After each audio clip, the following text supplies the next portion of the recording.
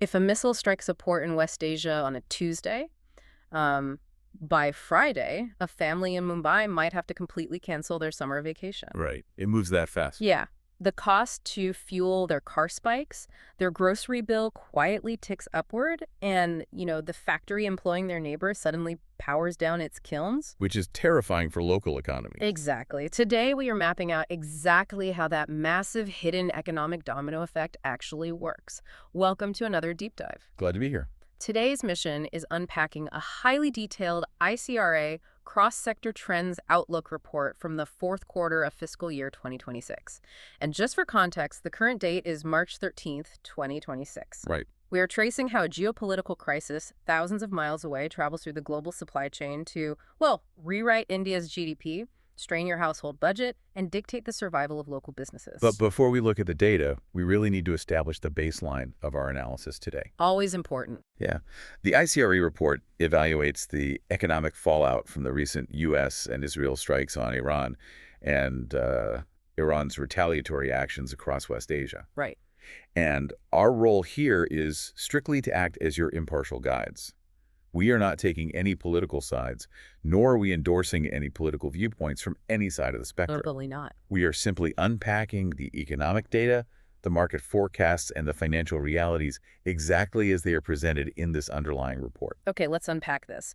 The inciting incident triggering all these economic alarms in the report is Iran's retaliation, which has effectively led to the closure of the Strait of Hormuz. And that single maritime choke point is, it's the absolute jugular vein of the global energy supply. The jugular vein, wow. Truly, we're talking about a narrow stretch of water that manages 25% of all global seaborne oil shipments. It also handles 20% of all liquefied natural gas, or, LNG exports. Which is massive. Right. But the critical detail for our focus today is the destination of those ships. 80% of that transit is meant for Asia. Oh, wow. 80%? Yeah. So closing that strait doesn't just delay a few cargo ships. It literally starves the energy infrastructure of the Eastern Hemisphere. And the sheer volume of trade India conducts with that specific region makes this an immediate domestic crisis. West Asia accounts for about 14% of India's total exports and almost 21% of its imports. That's a huge chunk. It is. Right. That is a fifth of everything coming into the country, abruptly thrown into chaos. If we connect this to the bigger picture, the most immediate and violent shockwave hits the price of crude oil. Right. ICRA's baseline estimate for the fiscal year had crude sitting comfortably between $67 and $75 a barrel. But because of this conflict, as of March 9th, 2026, it has already surged to $114 a barrel. So a $40 jump almost overnight. That changes the fundamental math of the entire national economy. Oh, completely. The report lays out this metric called the Rule of 10, and it shows that every $10 per barrel increase in the average price of crude pushes India's current account deficit, the CAD, up by 30 to 40 basis points. Which is significant. Yeah, so think of it basically like a household budget. If your daily commute suddenly doubles in cost, your household is running a deficit. Right. You either have to borrow money to cover the gap, or you have to drastically cut your spending on, groceries or entertainment. Exactly. For the country, a widening CAD means a massive amount of national wealth is bleeding out just to buy the exact same baseline imports. And the projections show how quickly that bleeds the system dry. Oh, yeah. Yeah. If crude averages out at $100 to $105 a barrel, ICRA projects the CAD hitting 1.9 to 2.2% of GDP. Wow. And if that price pushes to $120 or $125, we're looking at 2.5 to 3% of GDP drained from the national accounts. That's a staggering amount of money. It is. And on top of that capital drain, you have to factor in the remittance shock. Ah, right. The money coming back in. Exactly. Roughly 40% of India's inward remittances, the money sent back home by Indians working in places like the UAE, Saudi Arabia, and Kuwait, are suddenly at high risk. Because the whole region is unstable. Right. That is a vital stream of foreign exchange and direct household income that is effectively paralyzed. And then we hit the inflation split, which honestly reveals a fascinating disconnect in how price shocks travel. It's really interesting. The report shows wholesale inflation, the WPI, taking an 80 to 100 basis point hit for every 10% oil spike. But retail inflation, the CPI, only takes a 40 to 60 basis point hit. There's a big gap there. A massive gap. And looking at those numbers, it has to come down to how those inflation baskets are actually weighted right. It's done on. Since crude is literally a raw material, wholesale tracks it directly. Fuel must make up a massive chunk of the wholesale index compared to the retail one. You've identified the exact mechanical difference there. In the wholesale price index, fuel items, including raw crude and its derivatives, make up 10.4% of the entire index. Okay.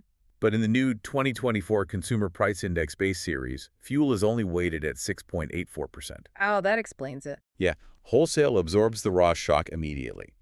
Retail diffuses that fuel cost across a much wider array of goods and services. But it still gets there eventually, right? Exactly. That second-round impact inevitably bleeds into retail. Transportation costs rise, pushing up the price of everything trucked to your local store. The shoes you buy, the food you eat, all of it carries a hidden fuel premium that will eventually hit the consumer. Here's where it gets really interesting, though. Okay. You would naturally assume that because oil is the central character in this crisis, the entire energy sector is just bleeding money right now. You think so? But the ICRA report reveals a massive paradox. The upstream extractors, like the companies pulling the raw crude out of the ground, are swimming in cash, Oh, absolutely rolling in it. while the downstream marketing companies refining it and selling it at the pump are getting utterly crushed. The scale of that wealth transfer within a single industry is staggering. How big are we talking? Well, if crude hits that $120 to $125 mark, Indian upstream companies stand to see a profit before tax increase of 1.2 trillion rupees. Wait, 1.2 trillion? That's insane. It is, because they are selling their extracted product at globally inflated market prices. But the underlying cost of pumping that oil out of the ground hasn't drastically changed. Right, the pump costs the same to run. Exactly. Their revenues skyrocket while their baseline costs remain relatively stable. But downstream oil marketing companies, the OMCs, operate in a completely different regulatory and consumer reality. Because retail fuel prices in India are incredibly sticky. Very much so. They don't just float freely with the global market, they're heavily influenced by consumer protection measures. Right. The report notes petrol sitting at 103.5 rupees a liter in Mumbai. And at that retail price, those downstream marketing companies actually start losing money. The second global crude crosses $85 a barrel. And we are already at 114. Exactly. So they are forced to absorb the massive difference. And if crude sustains at that $120 to $125 level, those marketing margin losses blow up to 22 rupees per liter on petrol and 26 rupees per liter on diesel. Oh, man. Yeah, scaling those per liter losses up to the national consumption level translates to a staggering sector loss of 700 billion rupees for the OMCs. So extractors gain 1.2 trillion, marketers lose 700 billion. That's a wild shift. But the hidden casualty in that math is the government itself. Oh, absolutely. Since the government is a major shareholder in those oil marketing companies, a 700 billion rupee loss instantly wipes out the expected dividend payouts to the government of India. Right, the dividends vanish. The government's revenue drops right as they need it most, blowing another hole in the fiscal deficit. What's fascinating here is how the liquid oil crisis masks an even more critical vulnerability. What do you mean? Well, the closure of the Strait of Hormuz also traps liquefied natural gas. That creates a completely different supply chain shock that travels straight from the import terminal to the agricultural sector. The agriculture link. Right. Gas utilities are seeing supplies threatened, pushing the RasGas term LNG price to a projected $15.5 per MMBtu at peak crude estimates. And the dependency on that gas is terrifying. It really is. An astonishing 85% of India's domestic urea production gas demand is met through imported LNG. 85%. Yeah, and it's not just the fuel to run the plants.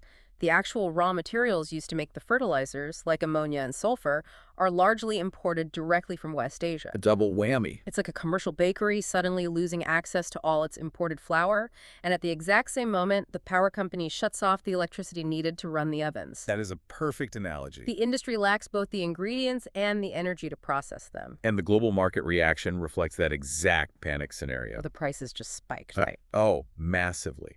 The report details how global urea prices surged from roughly $484 per metric ton at the end of February to nearly $600 by March 4th. In just days. Yeah. And food security is non-negotiable. The government cannot simply pass a sudden 20% price hike on critical fertilizer onto farmers right before an agricultural season. Which means the government has to step in and absorb it. Right. The fertilizer subsidy bill for fiscal year 2027 was originally budgeted at 1.7 trillion rupees. Because of this dual shock to gas and raw materials, that subsidy requirement is going to skyrocket.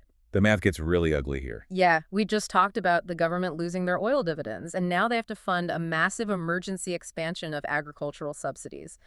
The pressure on the fiscal deficit is compounding from multiple directions. And that natural gas squeeze hitting the farmers isn't isolated to agriculture. Where else is it hitting? If we trace that exact same gas supply issue into the manufacturing data, it is tearing through the ceramic tile industry, particularly in hubs like Gujarat. Oh, because kilns use a ton of gas. Exactly. Power and fuel make up 40 to 60% of their total production costs. When LNG prices spike, their operational overhead becomes entirely unsustainable. Combine that with the fact that they export heavily to West Asia routes that are currently blocked by the conflict or prohibitively expensive to navigate, and their margins vanish entirely. Poof, gone. The report explicitly notes that this dual pressure of lost export routes and surging energy costs is forcing smaller players to shut down their kilns completely. It shows how quickly a macro geopolitical event eliminates local manufacturing jobs. And it doesn't stop there. Yeah. The aviation sector is experiencing a similarly brutal, multi-front squeeze. Yeah, the flight cancellations. Right. The initial disruption forced the cancellation of 1,770 flights between late February and early March. That's a crazy number. It represents 46% of all international flights for Indian Airlines.